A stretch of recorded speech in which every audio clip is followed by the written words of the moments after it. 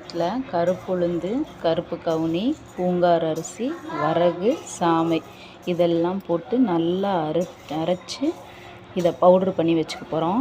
இந்த பவுடரை வந்து டெய்லி முழங்கால் வலி, மூட்டு வலி, வீட்டில் வயசானவங்க இந்த மாதிரி இருக்கிறவங்க இதை தினந்தோறும் குடிக்கும் பொழுது முழங்கால் வலி, மூட்டு வலி இல்லாமல் நல்லாவே வித்தியாசம் தெரியும்.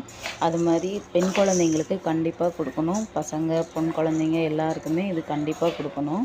மெயினாக ஏன் பெண் குழந்தைங்களுக்கு கொடுக்கணும்னு சொன்னோன்னா, இதில் கருப்புளுந்து அதிகமாக சேர்த்துருப்போம். அதனால் இதை இப்போ நான் நல்லா வறுத்து அரைச்சி வச்சுருக்கேன். இதை பவுட்ரு பண்ணி டெய்லி குழந்தைங்களுக்கு, பெரியவங்களுக்கு கொடுக்கறதுனால எலும்புகளுக்கு இடையில் உள்ள ஜவ்வில் உள்ள நீர் குறையாமலும் எலும்பு உறுதியாகவும் இருக்கும். இது நான் சொன்ன விஷயம் கிடையாது.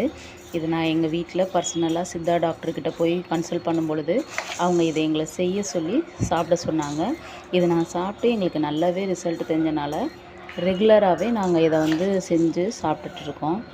இப்போ எங்கள் ஃபேமிலியில் பொதுவாகவே நம்ம ஃபேமிலியில் எல்லாருக்குமே இதை செஞ்சு சாப்பிட டைம் இருக்காது.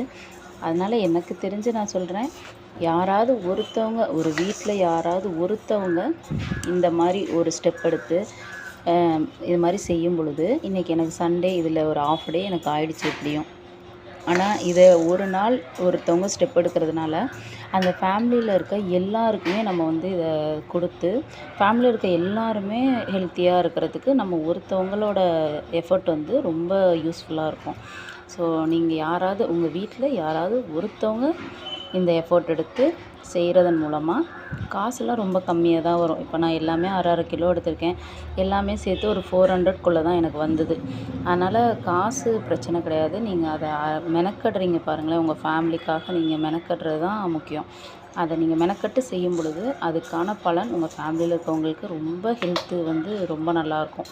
ஸோ யாராவது ஃபேமிலியில் ஒருத்தவங்க இதுக்காக மெனக்கட்டால் ஃபேமிலியில் உள்ள எல்லாருமே ஹாப்பியாக இருக்கலாம். தேங்க்யூ.